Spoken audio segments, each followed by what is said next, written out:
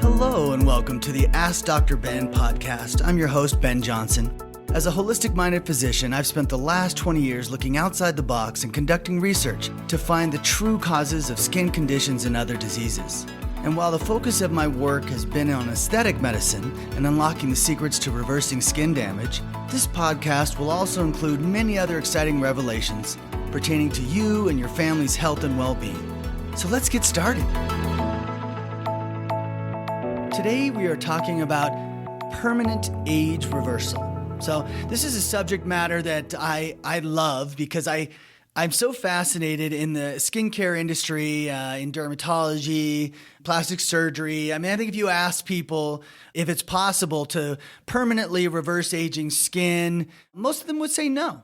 They would say that no, you take your antioxidants on your surface of your skin to help slow aging, but aging's going to occur regardless.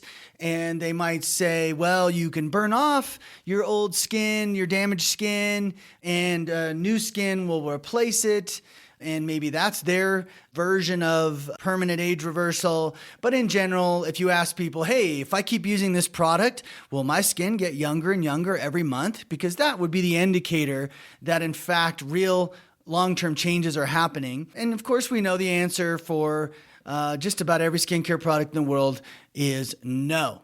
Now, as a formulator, and a physician, of course, but as a formulator, I would tell you that when I started in the formulating game 20 years ago, and I looked at all the different active ingredients that you could choose from, I believed the hype like everybody else did. I had heard, for example, that vitamin A is essential to the skin, which of course it is.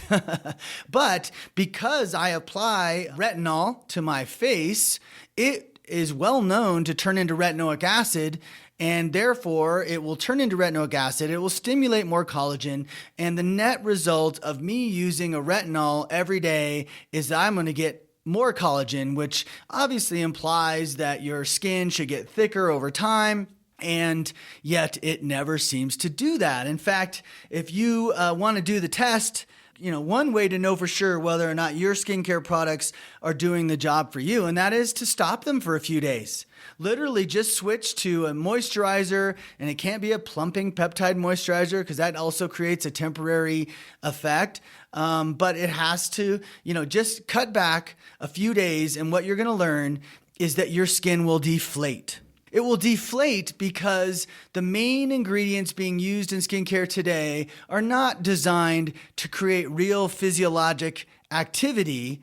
They're simply designed to create a plumping effect within your epidermal layers, which is your surface skin layers, right? Your epidermis on the top, your dermis on that next layer below. So your epidermal layers, if you plump them, it is well known that the wrinkles will appear smoother. They will be less deep. In fact, most companies use something called surface measurement to tell you about how great an anti-aging product they have for you. In other words, they rub something on the skin that plumps it temporarily, and then they measure your wrinkle and they say, hey, good news, this peptide or this special new active ingredient improves your wrinkles by 70%. Well, I don't know if we've all become numb to those sorts of claims. It's not real, right? If it would be so nice, and I think we would all be lining up if there was really something that improved your wrinkles by 70% in a couple of months, and that was real change, like it's like reset the clock, if you will, on your skin. That would be fantastic. But that doesn't happen, does it? And if you want to test that out, stop that really expensive peptide serum you're using. Stop that vitamin A you're using. And what you might end up finding out is your skin deflates back to where it was, and unfortunately probably deflates to a phase of aging where it actually will look worse than when you started that product. So what do we do about that? Like, what are the secrets to age reversal? Is it really possible?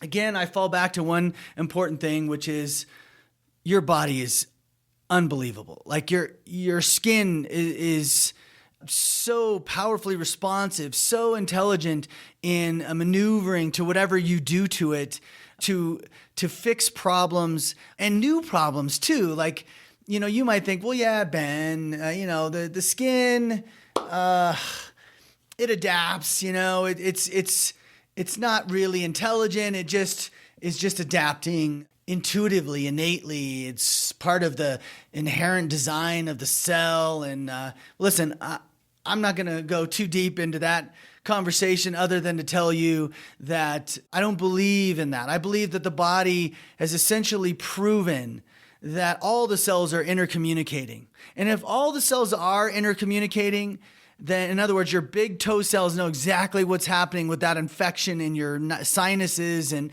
everything is working in synergy. In other words, one system will slow down if it's going to help another system get its hands around a problem. So all your body is constantly shifting its activity based on that microenvironment, and it's checking your blood in picoseconds to see where are your hormone levels at, how are levels of this peptide, how is oxygenation? In other words, does your tissue oxygen proper enough? Oh, if it's not, it is going to literally trigger your subconscious to accelerate your breathing. Right? I mean, all these things are happening. We just take them for granted. And I just want to remind you, don't take things for granted. So your skin is no exception. It's going to adapt. And so when you present something irritating to the epidermis, and or something that is what we call hydrophilic, which means it likes water. So if we put something that likes water in your epidermal layers, or we put something in your epidermal layers that trigger an inflammatory response, then what happens is your skin swells. This is the primary mechanism for all skincare products around the world in their efforts to improve your wrinkles. There is little, if no, action happening to actually try to thicken your dermis. Okay, it is your dermal thinning that is the main cause of wrinkle formation. And that's that second layer down. So you have to have a strategy that bypasses the first layer as much as possible. You have to have a strategy that actually makes the skin want to perform better. And there are secrets to this. Believe it or not, one of the main secrets to age reversal is analyzing and acknowledging and supplementing skin starvation. Skin starvation, it turns out, this is again my 20 years of holistic medical research. Skin starvation is the number one cause of aging. I'm catching myself because I do believe emotional unrest is the number one cause of aging. Okay, just so you know, going to go back to that in recurring fashion here. Emotional unrest, the fears of anxiety, fear in general, anger, hate, probably a handful of related emotions. Those trigger inflammatory reactions in your body. And, it's well proven in the research, by the way, that not having a lot of emotional unrest dramatically improves cancer survivability and other disease improvement, all based on where's your head at. Okay. So number one cause of inflammation in the skin, believe it or not, your negative thoughts every day. But the number two cause is skin starvation. And what's happening there is that at around age 25, and maybe it's occurring a little earlier these days, but let's assume it's about age 25, your skin starts to get fewer and fewer blood vessels coursing through that dermal matrix. As we know, there's no blood supply in the epidermis, so it's relying on the dermis food supply to keep it going as well. And so at age 25, that starts to decline. And it's about 1% a year. So let's just imagine that you are now 50. And oh, by the way, I'm a few months from 53. So let's imagine that you're 50 years old now. That means you have 25% less food supply being fed to your dermis.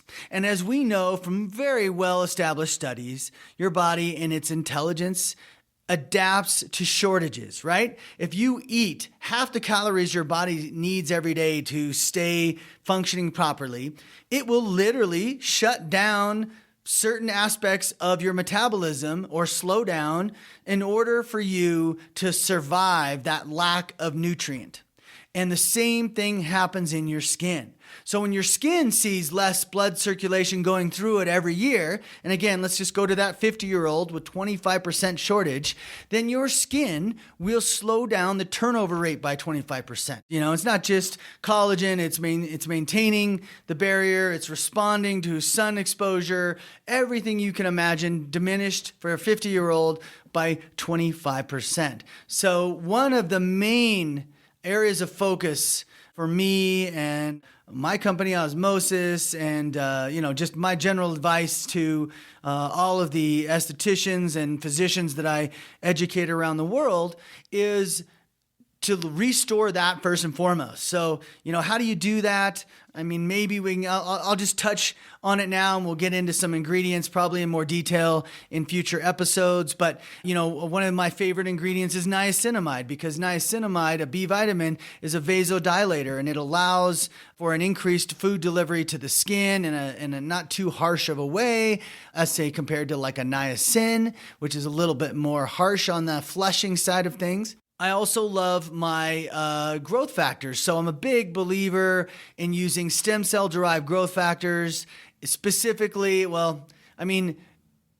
new blood vessel formation occurs from vascular VEGF, vascular endothelial growth factor, from FGF, which is fibroblast growth factor, and a whole host of hepatocyte growth factor also involved in new blood vessel formation. Like there's probably 20 important growth factors in triggering new blood vessel formation. And why am I telling you this? Because I'm saying you need to apply those topically when you have a shortage, although increasing new blood vessel formation is important and can help.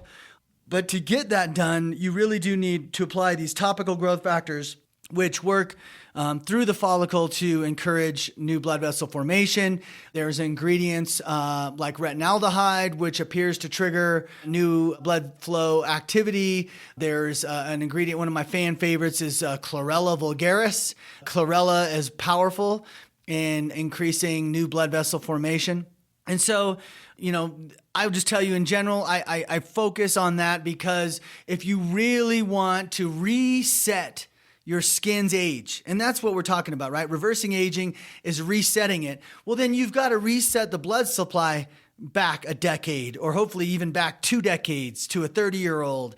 That's my goal with the recurring twice daily application of specific ingredients is I want to reshape how the dermis is laid out. I want to obviously increase the dermal thickness, and that's phase 2 of this conversation of permanent age reversal. In order to reactivate your fibroblasts, you need a fibroblast recruiter. So my favorite ingredient in that department is called asiaticoside. So this ingredient increases the recruitment, the calling on of the collagen-making cells in your skin called fibroblasts. So we make sure to bring that into the formula, right? So the same formula I want to use to increase circulation is the same formula I want to use to increase fibroblasts, is the same formula I want to use to actually activate the fibroblast, right? It's one thing to bring more fibroblasts into your dermis, but it's another thing to find the right ingredient to stimulate and trigger new collagen and elastin formation. So that's where the subject gets very interesting, and we're definitely going to have to do our own vitamin A deep dive podcast here in the near future. But let me just share with you this. Retinaldehyde, which is a precursor to retin A, and retin A, or really I should say retinoic acid, retin A is a trade name, but retinoic acid is the most potent collagen stimulator in your dermis. However, big caveat, big but here, you should never use retinoic acid on your surface skin. You should stay far away from retinoic acid. And the reason why is there are 2 clinical studies. One showed that the dermis, that precious commodity that you have that is declining by 1% a year, and by age 50, you are missing 25% of, okay? what the research study showed was that retinoic acid, when applied daily to the skin, thinned the dermis in one study by 18% and in another study by 34%. Okay, that's 18 and 34 years of aging. Let's just merge those two data points and say that applying the retinoic acid to your skin over just 1 year, well, actually the study for 34% was over 4 years. So let's say if you've been using Retin-A for 2 years, there's a very good chance your dermis has thinned by 25%. Okay? 2 years of retinoic acid use, dermis thins by 25%.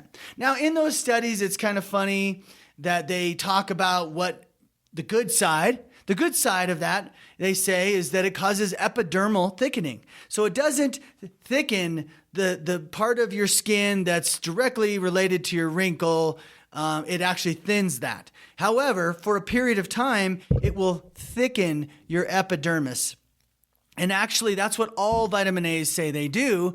None of the vitamin A's actually distinctly show an increase in dermal collagen thickening. Okay, that's really what you're looking for. That is what's permanent age reversal is all about. Whenever you thicken your epidermis, it's a temporary event, right? I mean, because your epidermis is temporary. It's a 30 to 40 day cycle of replacement. So whatever you did last month to thicken your epidermis, which again, not a whole lot of long-term benefit to that, will go away as soon as you stop it. And important to note that retinoic acid thickens the epidermis by poisoning it. It is a poison to the skin. It actually interferes with immune cells. The thing about retinoic acid is it's such a powerful tool. You want the skin to be in charge of making it. And when you use retinaldehyde, my favorite vitamin A, your skin becomes in charge of making Retin-A, because retinaldehyde is what your skin uses to make Retin-A. It doesn't use retinol, doesn't use retinol palmitate or any of those like vitamin A's you've been sold a bit of goods on.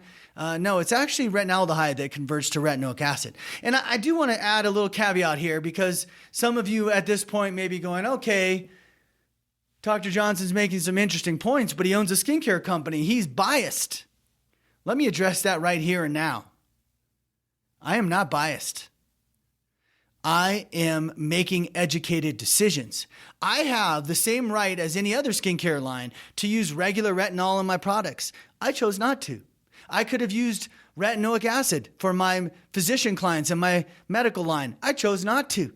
I could have chosen several of the ingredients that we'll probably get into detail in future podcasts on, and I chose not to, not because I'm biased, but because I spent the time to try to understand exactly why they worked physiologically.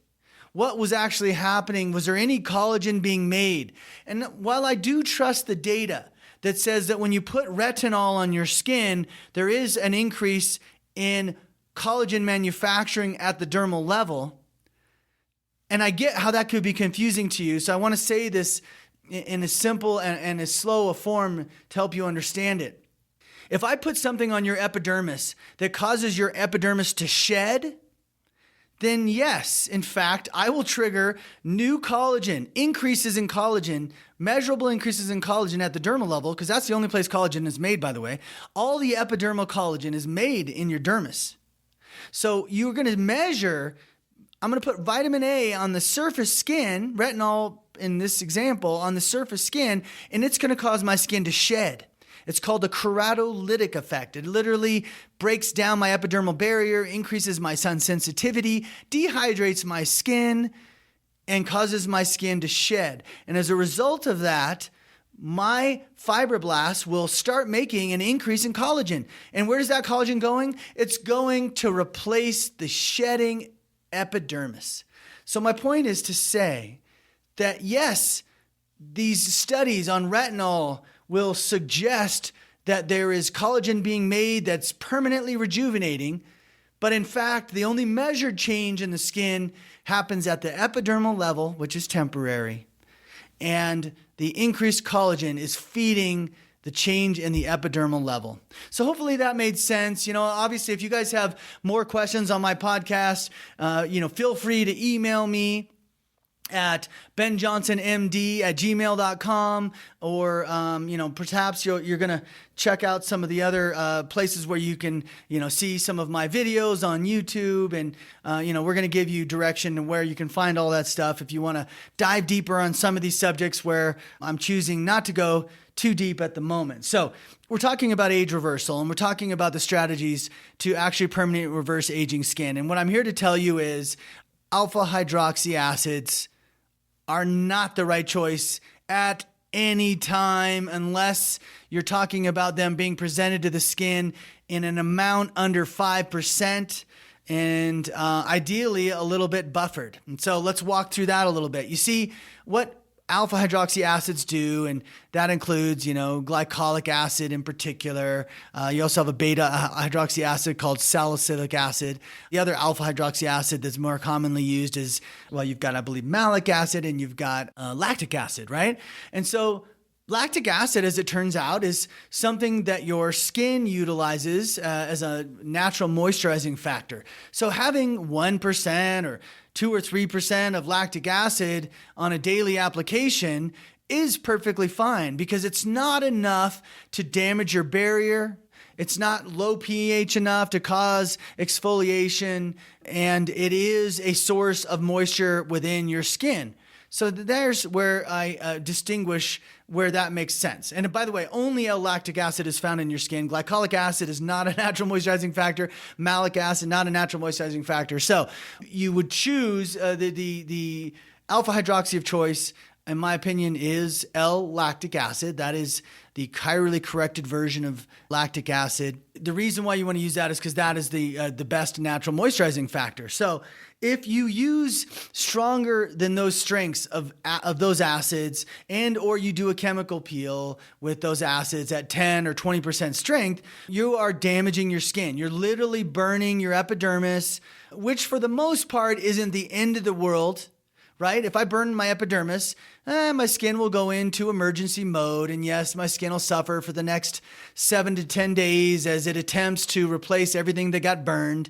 And so, there's a bit of a negative there, to be honest, right? Because when your skin is busy focusing on repairing burned tissue, it is certainly not capable of replenishing your dermal collagen. Again, we want to go back to the most important things that you want to do for age reversal, and that is to restore dermal collagen that's been lost over the decades. All right.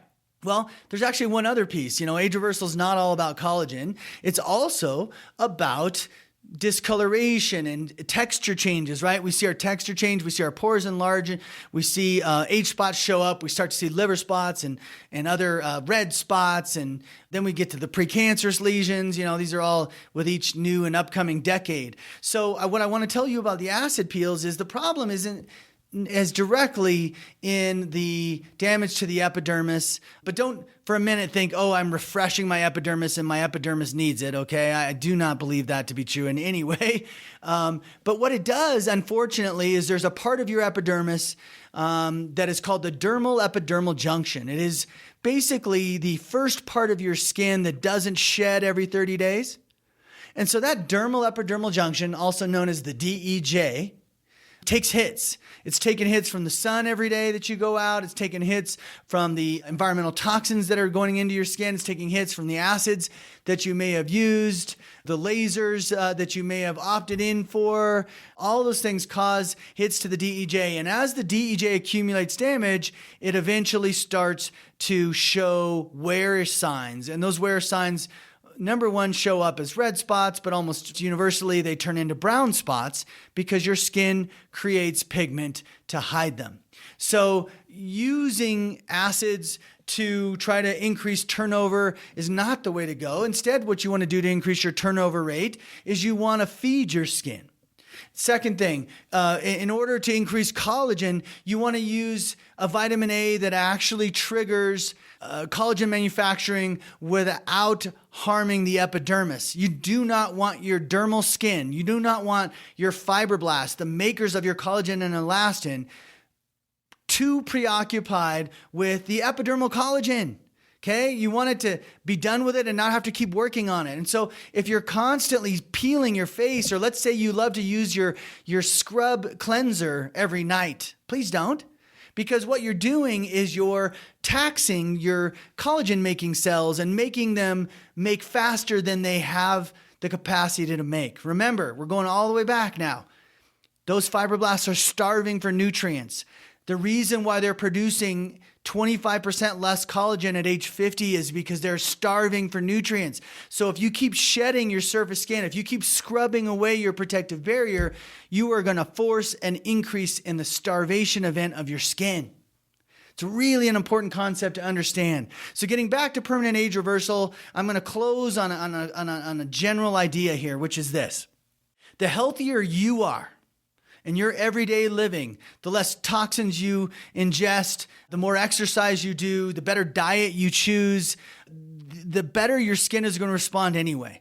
Number one. Number two, rebuild the circulation of your skin and you reset your skin's performance, right? If I improve the circulation, let's say, like we talked about, 25% loss in circulation by age 50. Let's say that I restore a certain amount of the capillaries in your skin by 10 years. Now all of a sudden you're making collagen like you did 10 years ago because you fed the fibroblasts. There was nothing wrong with your fibroblasts. They just needed more food. It's kind of like another analogy. If you go to the gym and you starve yourself of protein, you know that it doesn't matter what you bench press, you are going to fail because you didn't feed the protein to your muscles to respond to this new request. Okay? Same thing's true with the skin. So we want to restore the circulation. We want to restore the number of fibroblasts. We want to restore any other nutrients that may be involved in the manufacture of collagen and elastin. And quite honestly, the key nutrients that are involved in repairing wounds, because your skin is in a constant state of wound repair, whether you know it or not. Remember, it's working 24/7 for you. It's quite a remarkable organ, and it has to overcome a lot of stuff. So finishing on this idea, you also want to restore your barrier, because restoring your barrier reduces the level of trauma that your skin faces as you go out into the sun every day, right? A lot of people don't even think about that. They think, oh, it's okay. I exfoliate my skin and I know it's compromising, but I use a good moisturizer and a good sun protection. Really? Really, you think a moisturizer is replacing the sun protecting benefits of a fully intact barrier? Let me teach you right now, that is not true at all. In fact, moisturizers cause more leaking of moisture than they do retention of moisture. Shocking fact, probably another podcast in and of itself. And then finally, I want to say that there are more ingredients involved here. There is an oxidative damage repair ingredient called trioxylane that I have patented, that I am madly in love with, that has the ability, whereas antioxidants are designed to slow free radical damage, this is the first ever molecule designed to repair the oxidative damage. So you know how we said, oh yeah, your skin, we just want to slow the aging process? No. We want to repair aged skin. That is the goal that I want to reset your mind to.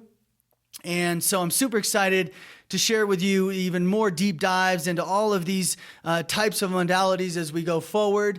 Beyond just focusing on oxidative repair, in order to permanently reverse aging, you need DNA repair. And I have been diving deep into all the possibilities of how to repair DNA. And we have clinical evidence showing in one of our clinical trials that we can, in fact, reverse actinic keratoses by applying a DNA accelerating set of ingredients. The product itself I'm talking about is called Catalyst.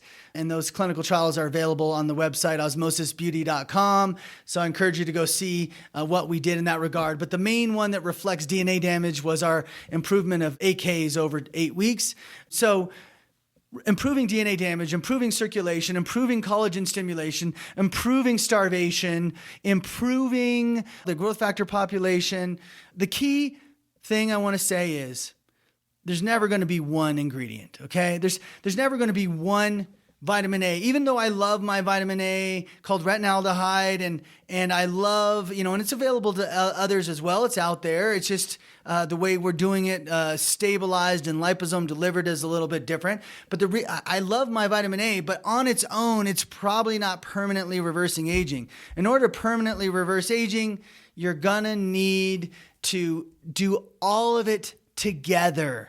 Okay, all of it together. So that's why I would oftentimes when I formulate, I choose every serum has a category that it's addressing. The results speak for themselves. I think we are, one of the leaders in this idea that we can permanently change the skin. We actually have some amazing scar reversal results and before and afters that are also available at osmosisbeauty.com. But this was today a little sampling for you of what we're going to get into in these podcasts. I'm so excited to share more with you. I have just so much information bubbling out of me after this last 20 years of research. And I am so excited to tell you that it's not just about information, it's about results. So we're going to get there. Thanks for joining me today, and we'll see you on the next podcast. I hope you've enjoyed this episode of Ask Dr. Ben. Please leave a review if you can, and subscribe to the show on Apple Podcasts to get access to all of my upcoming episodes. My website is osmosisbeauty.com, and you can find me on Facebook at Osmosis Beauty. You can also follow me on Instagram at osmosis_beauty. Thanks for listening.